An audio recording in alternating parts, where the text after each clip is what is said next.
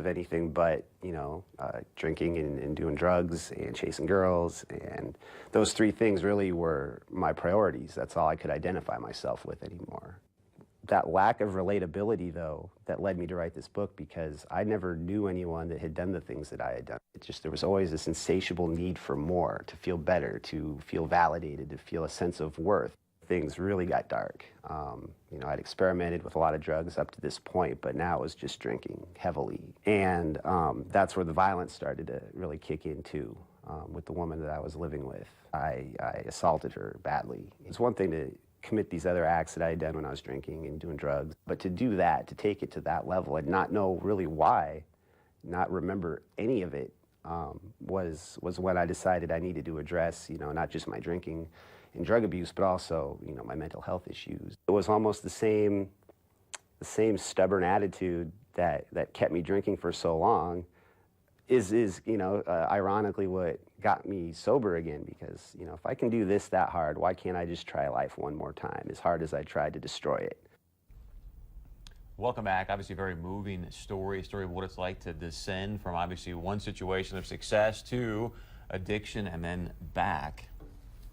Our guest this morning is recovering addict Justin Donner. He's the author of I Just Woke Up Dead. Good morning. Thank you for being here today. Right. You gave us a little bit of insight, but this is a very moving and truthful memoir about drug addiction and mental illness. Why did you write it? Why did you feel compelled to write it?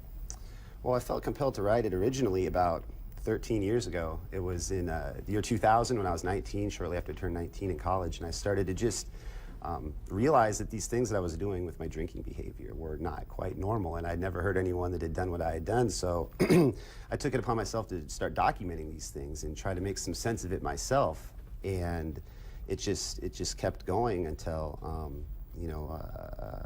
further down the road, as things had reached a kind of point of critical mass, that it needed to be addressed again to try to understand these core problems that I felt that I couldn't relate to through anyone else's story. So I wanted to create that story for someone else who's not able to admit to their addiction because they don't hear it in a way that they can relate to.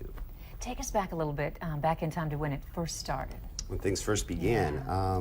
You were in college. I was in college back in Washington, at Washington State University, and I was doing the pre-med curriculum there, working toward medical school, and I got accepted to one of the top public universities in the country. And during the summer before my transfer over there, I started to experience what I later would learn were some of the symptoms of bipolar disorder, some of the manic episodes, and the spending, the sex, the drugs, the alcohol, everything started to happen very quickly, and it just spiraled quickly out of control to where, a year later, having, gone through my first real battle with drug addiction, looking back, like, what happened?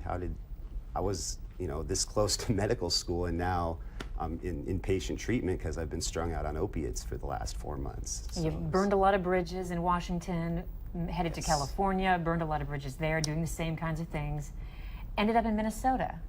Right. Well, the same kind of things, only exponentially worse each time around. Yeah. Had it been the same type of thing, maybe I wouldn't have hit that bottom I needed to hit in order to get better. But it just I had burned all my bridges, and the female that in the book with whom I had the relationship with, and then it led toward the violence, unfortunately.